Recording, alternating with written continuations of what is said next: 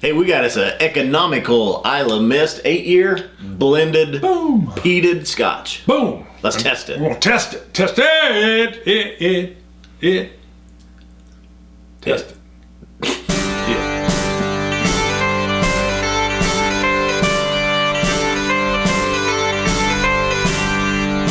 All right, Bruno. By the way, we haven't been saying I'm Bart, you're Scott. That's right. I call you Bruno sometimes just because. Just because. Just because. All right, we haven't been saying that. I'm the tall one with usually the funky hat. Sometimes people say that idiot with the hat on, what was he talking about? That's usually me, Bart. Yes, that's how they point you out. The goofy guy. Who's I think the it's goofy Bart. guy? The large fella. Islay Mist 8 years now. As I pointed out in the intro, this is an economical Scotch, which we will talk about. But we need more of these just to go easier on our pocketbooks. I don't think so. I think we need to break the bank. Break the bank, baby. Although it is nice. You know, though, a lot of the cheaper whiskeys, albeit bourbons or scotches that we've done, get good views. There's more bang for the buck in the cheaper. I don't know if that's why they're getting the views or not. I think there's more people looking for those. First of all, let me say, and I've said it before, so I won't belabor the point, but peated whiskeys, in my opinion, taste more flavorful the younger they are. I'm just saying my opinion. I think most people agree with you that. The Laphroaig, 10 years, their standard release, and at 10 years, you get a lot of that flavor. So at 8 years, when I bought this, because I purchased this, I wasn't nervous, I wasn't concerned, and I thought, you know what? If anything, it might even be peatier.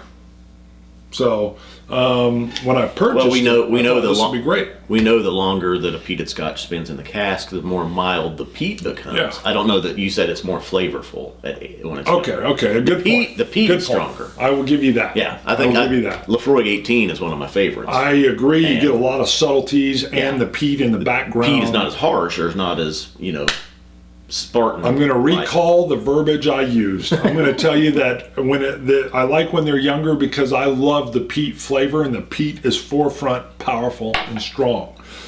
Not necessarily more flavorful, more peated. What are you're missing something? Needed my coin. Something. You needed a coin. Can I reach for one of these? Yep, one of these? Nope, the one right there on top that says Islay Mist. Look at that. Because here's the thing he does with the coins, for those of you that don't know, and you can't really request it, it's a random thing. We use our coins, $10, helps support the show, but we use it as a topper to keep the nose in. He likes to label them, and kind of just as orders come in, you'll get a coin that's actually the coin that was used on the show. 76. Yeah, that one's 76. Just random. If you happen to order a coin after this recording, then you might get coin number 76. Bam. A little note. This was used in the Islay Mist. You even hand wrote the note. Yeah. That was kind of cool. Matter of fact, I saw someone Instagram it saying, what a nice touch. Yeah. And that was totally your idea. Yeah. You know why? I thought it was too much work. You're busy. Yeah, I'm like, that's too much work. Just give him a coin. We don't need to tie it in, handwrite a note, wrap it in a bow, kiss it. I mean, whatever you're doing there, but hey, keep it up. Keep it up. What do you got on the nose here? Do we have any information? Now, of course, this is an Islay blend. Do we have any information on what distilleries are used? I know we can guess. Well, and it's a blend. Does that mean they're using grain alcohol? I would suspect at the price that they might be. This is a premium blend of aged malt and grain whiskeys from Islay and Speyside regions. Oh, okay. Now, the grain alcohol is going to bring your price down. The most distinctive of these being distilled at the Laphroaig distillery. Oh, no wonder I like it.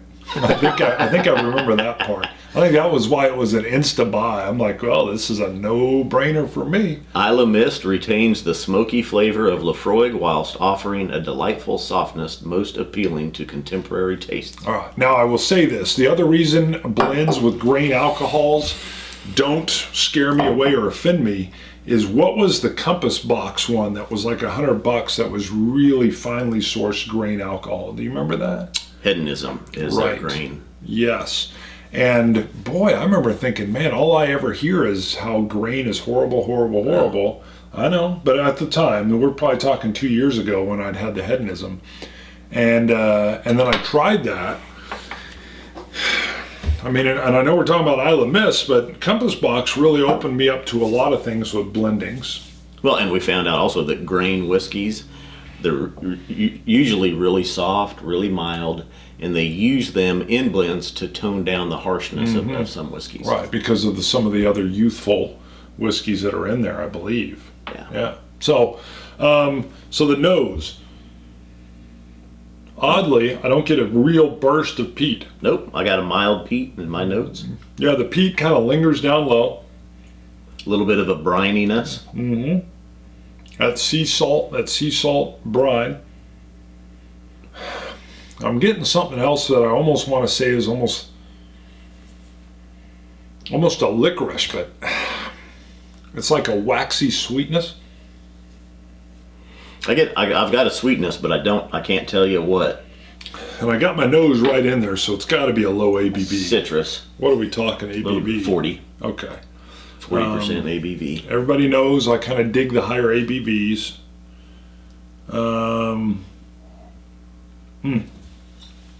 Okay.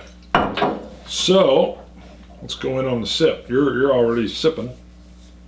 I can tell you I immediately got a sweetness, also sugar sweetness on my palate with it. Medium peat, mild to medium, not real harsh, not real in your face. You ready? I don't Yeah. want to step No, on you. go. Sorry, now I almost. Go. The peat. Do it. The peat's like early middle. Let me hold on. A little vanilla. I just got a little vanilla. All right. So the peat's not the first thing you're going to get. It doesn't burst in peat. It bursts in sweet. And then the peat kind of funnels up. It funnels up, and it's a little bit of that, little bit of an ashiness. I need to go back and try that to get that again. And then that peat fades and slides away. And I get a, I don't know, almost like a milk chocolate, and how milk chocolate will cling to your mouth, and then it drops off. So I'm not getting any of that long lingering peat aftertaste, which I love. I'm not getting that here, but I'm getting a few things that are rather interesting. I'm going to end up pouring a little bit more of this. I did notice, I hadn't even looked at my notes on my tasting, but sitting here right now when I put it in my mouth and I told you a sugar sweetness was up front, that's what I've got in my notes. Sugar sweetness, a mild peat, and vanilla. Mm-hmm. I've got, this would be a great intro to peated scotches. Mm-hmm. Yeah, I got vanilla all over this on the forefront. Mm-hmm.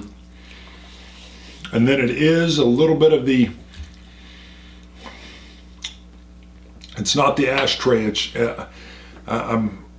definitely, you can tell it's the Lefroy peat that's in there. I don't know about that. I can't, it's that smokier fire peat. It's not that smoking ashtray peat, which some people, and again, I love all the forms of peat, I really do.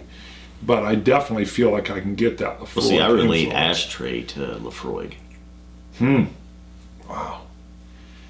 I mean, I get an ashtray earthiness with the Ardbeg a little bit more. Maybe if I know in our verses. Lefroy, I get that citrusy. Maybe I'm wrong. Campfire smoke. That's right. We've got a video of a verses that's on fire, by the way. Go check out our Ardbeg and Lefroy verses. That bad boy's blowing up.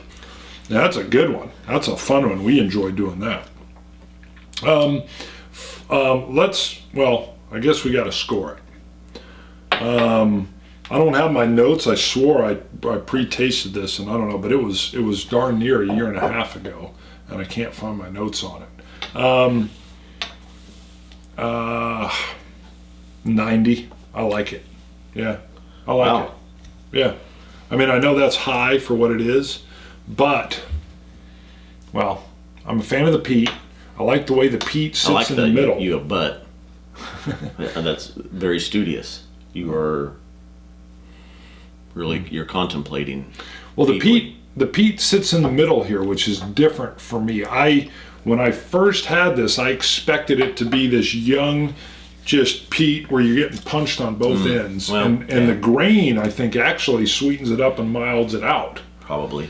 So for a peated grain blend, I'm really enjoying, and I gotta admit, I mean, it's a steal at that bargain, but I really like, just flavor-wise, where that peat was sitting in the middle. The vanilla open, then the peat sitting in there, and then it does drop off quick. If I've got a negative at all, it's that quick drop off. I like my peats to linger for upwards of a minute, and you don't get any of that linger here. What? Nothing. Here we go with the plus or minus 1 ranking. So this could be an 85 or an 83 for you. Yeah. All right. Yeah. What say you? What brings this down? No, it's not necessarily down, and I think I've got to bring my scores a little bit into check, and that's part of my deal with the new year here. And I think so. I've been pretty generous with some of my scores, so keep that in mind. But this is good. I like it. I would buy this. In fact, as I was telling you, I'll probably buy a bottle of this to keep out just because and that's coming up for mid-20s. $25 to $30. So you want to be bottle. more Ebenezer Scrooges with your scorings. You don't want to be too generous with your free scoring. Right. Okay. Yes. That's part of my New Year resolution. I got to bring, I think, and I haven't been for the most part, I'm not too far off, maybe a point or two higher than most. And that brings in the plus or minus rating as well for the new year. Here's what I'm going to say. You keep laughing at my plus or minus. Well, here's what I'm going to say. If it's your rating, you aren't off. So, it's your rating. Whatever you say, you're right on. You're right. Exactly. Until you do this. Now you're all over the place, man. You're all over the place. Yeah. Sorry. Anyway, 84. It's young. It's really light. It's smooth. To me, I'm surprised you rated it as high as you do because the peat isn't as strong. It's not as strong. That's what right. You go, because we've had some that are more peated than this, and you go 82. It needs to have more peat in it. I was disappointed in it. I want that peat. I want it punching me in the face. I actually think I'm going to take a beating for that 90 score. I think you are. I think I am. Yeah. And I don't plus or minus it, baby. I land on 90, and there I stand. Here I stand, for I can do no other. Hey, there's going to be other reviewers taking up this scoring method right here. Mm-hmm. At the end of 2017, I'll bet you 4 out of 5 reviewers out there will be using the handicap. You keep dreaming. Here's what I'm going to do. I'm landing on my 90. I think I will take a beating on this. It's a 90 on a peated blended whiskey that right off the top tells you there's a grain in there. And I wasn't sure what to expect with it. My contemplation was it needs to be a higher ABV. And I know maybe it's because it hits that price point. That's the lacking thing. And where I was sitting at was taste-wise and surprise-wise, it's a 90, but I almost dumped it down to an 89, maybe even an 88 because it's weak. This at a 46, I think, would be blowing. Here's Bart's score on this one. He's out of his gourd. He's got a plus or minus a 6 on there. Well, that was my contemplation. I'm sticking at the 90. I like what it brought. I will admit a little bit that I was, this is one of those deals where under-promised, over-performed for me. With the caveats that it's weak, should be a higher ABV, and the aftertaste is nil. And I think that's because of the grain in there. But the idea that peat's wrapped up in the middle surprised me. I would see if this is on your shelf next to the Ardbegs and the Lafroigs and the Brooklotties, I can see you very rarely going to this. Well, it doesn't even compare to a Port Charlotte or a Lafroig cast strength. It doesn't even... Would you score those? 93s, I believe. God forbid if there's a 90 in there, I'll be torched alive. Like I said, I think I'm going to take a hit for it, but there I stand. There I stand. We're going to come back plus or minus this. 6. Yeah. I'm not doing any plus or minus, baby. I'm not doing any plus or minus. I like this. So is it worth it? I think this is $25.99. Yeah. And I mean, it's because of the grain in there. and it's young, and it's low ABV. But like you said, this is kind of something I can hand somebody and say, you know what, try a little bit of this. You're going to get a little bit of the peat, and then it's going to run away on you. And it's sweet, you know, it's smooth. It is smooth, it's sweet, you know, the peat is there. I think it's a great buy in the $25 to $30 range. There's not too many peated whiskeys out there in that price range that are... Well, unless you get the Lefroy on sale. Yeah. Which you can find sometimes in that price range at a heck of a sale, which I did. But... yeah, definitely worth it. I mean, it's great at that price. The only thing, again, I would warn anybody coming in, but again, it's not bad for that novice, is that lower ABV. You know, I want ABVs to almost start at 46. I agree. So, I mean, and if this was even a 43, it would be better. So once again, sticking with that 90, but I'm ready to get skewered because it's a little watered down. So... skewer away. Hey, thanks to everybody that's been tuning into our live streams that we've started up. They've been going real well. I know they run a little bit long, and I mean, that's kind of the intention with those, is they're not just a review of a whiskey. Right. We are also wanting to spend time with our guest. Us get to know them get to know us. You get to know them. Everybody. Exactly. So, I mean, there's a conversation taking place there, and they are running an hour. Well, that's something else, though. There are conversations within conversations. In the comments, there are folks commenting back and forth to each other on what we just did, or asking a question, or we're asking a question, and they're being answered on the spot. And a lot of people, we're getting direct emails saying, you know what, I love that you guys give us the heads up on Twitter, because they'll go out and go buy this, not drink it until we go live, and then they pour themselves a sample and drink as we do it live. And I mean, we've been hearing back multiple emails and comments saying we feel like we are with you in that live format. And trust me, I'm taking a hit. I got younger kids, and my wife is raising her eyebrow a little bit, because when we do our pre-recorded shows, no one's around at the house. It's like magic. She doesn't know where they're coming from. Yeah. When we do the live show and she's like, hey, you need to empty the dishwasher, I'm like, got a live show, babe, gotta go. And she's like, what? Yeah. And I'm like, yeah, internet famous. Which doesn't get you anything, by the way. Nothing. Not a thing.